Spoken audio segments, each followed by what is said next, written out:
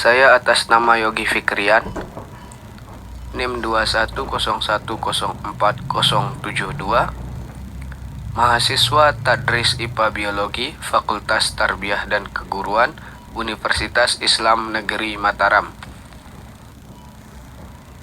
Baik, di sini saya akan menjelaskan mengenai materi-materi yang ada pada mata kuliah Metodologi Penelitian Pendidikan Biologi, di mana video ini merupakan tugas UTS dari mata kuliah Metodologi Penelitian Pendidikan Biologi.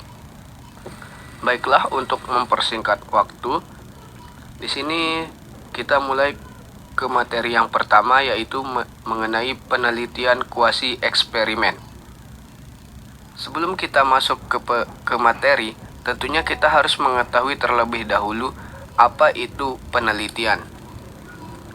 Jadi, penelitian adalah suatu penyelidikan terorganisasi atau penyelidikan yang hati-hati dan kritis dalam mencari fakta atau untuk menentukan sesuatu.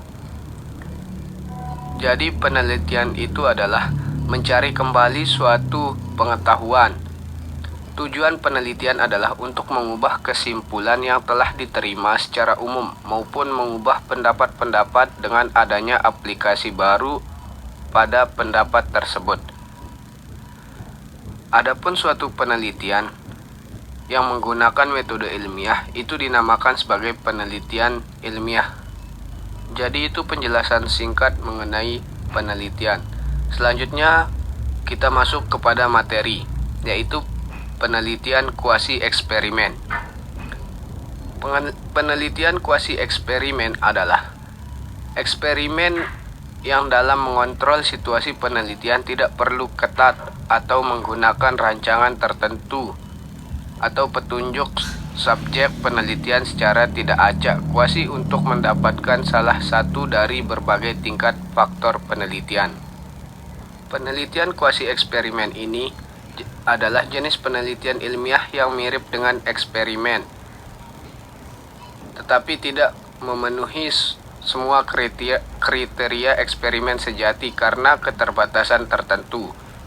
Dalam penelitian kuasi eksperimen ini, peneliti tidak memiliki kontrol penuh atas variabel-variabel yang mempengaruhi hasil seperti yang dapat dilakukan dalam eksperimen sesungguhnya. Di sini tujuan dari penelitian kuasi eksperimen adalah untuk memperoleh informasi yang merupakan perkiraan bagi informasi yang dapat diperoleh dengan eksperimen yang sebenarnya dalam keadaan yang tidak memungkinkan untuk mengontrol atau memanipulasi semua variabel yang relevan. Adapun tujuan yang lain dari penelitian kuasi eksperimen adalah untuk mengidentifikasi dan memahami dampak atau pengaruh suatu variabel atau perlakuan terhadap kelompok yang tidak dapat diacak dengan sempurna. Adapun karakteristik dari penelitian kuasi eksperimen, yaitu yang pertama, kurangnya randomisasi penuh, yang kedua, kontrol terbatas, yang ketiga, kelompok perlakuan dan kelompok kontrol, dan yang keempat, pengukuran sebelum dan sesudah perlakuan, yang kelima, tidak ada acak dalam penugasan, yang keenam, tidak ada kontrol penuh atas variabel ekstrankus, yang ketujuh, menggunakan desain non-equivalent, yang kedelapan, dampak kausalitas lebih sulit ditentukan, dan yang kesembilan, penerapan dalam konteks praktis. Baik, itu tadi penjelasan mengenai apa itu penelitian kuasi eksperimen. Selanjutnya kita masuk ke materi yang kedua, yaitu ex post facto. Penelitian ex post facto. Ex post facto adalah salah satu metode yang menunjukkan bahwa perubahan variabel bebas itu telah terjadi dan peneliti diharapkan kepada masalah bagaimana menetapkan sebab dari akibat yang sedang diamati. Karakteristik dari penelitian ex post facto meneliti hubungan sebab akibat yang tidak dimanipulasi atau tidak diberi perlakuan oleh peneliti. Jadi perbedaan penelitian ex post facto dengan penelitian yang lain adalah ex post facto tidak ada kontrol langsung variabel bebas dalam penelitian ex post facto. Penelitian ex post facto dapat menghasilkan informasi yang bermanfaat mengenai hakikat fenomena, memiliki kemajuan dan teknik statistik membuat desain ex post facto lebih bertahan dan sesuai untuk keadaan yang tidak dapat dilakukan dengan penelitian eksperimen. Jika penelitian ini menggunakan jenis variabel aktif, sedangkan ex post facto menggunakan variabel bebas atribut yang apabila peneliti tidak dapat menentukan responden secara bebas, artinya responden tersebut telah ada sebelum penelitian tersebut. Jadi itu saja yang dapat saya jelaskan mengenai penelitian ex post facto. Selanjutnya ke materi yang ketiga mengenai penelitian dan pengembangan, yaitu model Tyagarajan. Model Tyagarajan adalah pendekatan dalam pendidikan yang dikembangkan oleh Sivasailam atau Sivasia. Oke, saya ulang. Model Tyagarajan adalah pendekatan dalam penelitian yang dikembangkan oleh Sivasilam Tyagarajan, seorang pakar dalam bidang pelatihan dan pengembangan sumber daya manusia. Pengembangan model Tyagarajan adalah upaya berkelanjutan untuk memperkaya pendekatan pembelajaran yang dimajukan oleh Sivasailam Tyagarajan.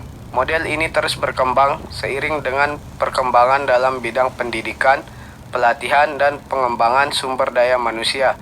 Salah satu aspek penting dari pengembangan ini adalah penyesuaian dengan teknologi modern. Penggunaan teknologi seperti perangkat lunak simulasi, platform pembelajaran online, dan elemen-elemen digital lainnya yang telah diintegrasikan ke dalam model ini untuk menciptakan pengalaman pembelajaran yang lebih interaktif dan responsif. Tujuan dari penelitian yang mengadopsi model Tyagarajan adalah menciptakan pengalaman pembelajaran yang efektif dan berpusat pada peserta. Model ini dirancang untuk memberikan pendekatan yang lebih aktif, interaktif, dan kontekstual dalam pembelajaran, baik dalam konteks pendidikan formal maupun pelatihan dan pengembangan sumber daya manusia.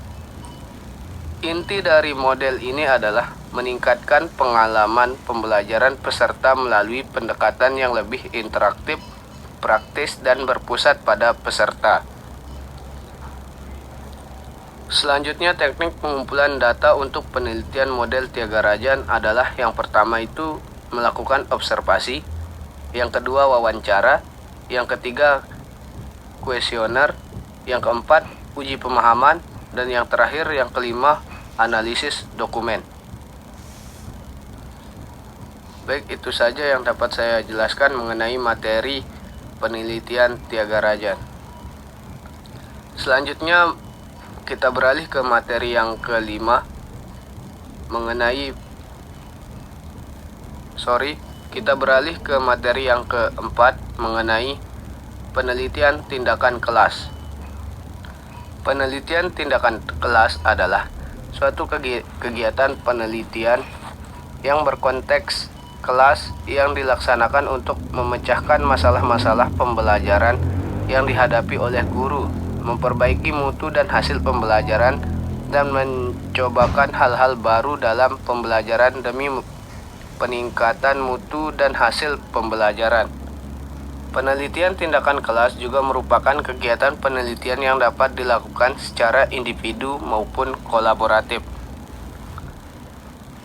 Secara lebih luas, penelitian tindakan kelas diartikan sebagai penelitian yang berorientasi pada penerapan tindakan dengan tujuan peningkatan mutu atau memecahkan masalah pada sekelompok subjek yang diteliti dan mengamati tingkat keberhasilan atau akibat tindakannya, untuk kemudian diberikan tindakan lanjutan yang bersifat penyempurnaan tindakan atau penyesuaian dengan kondisi dan situasi sehingga diperoleh hasil yang lebih baik. Kemudian, karakteristik dari penelitian tindakan kelas.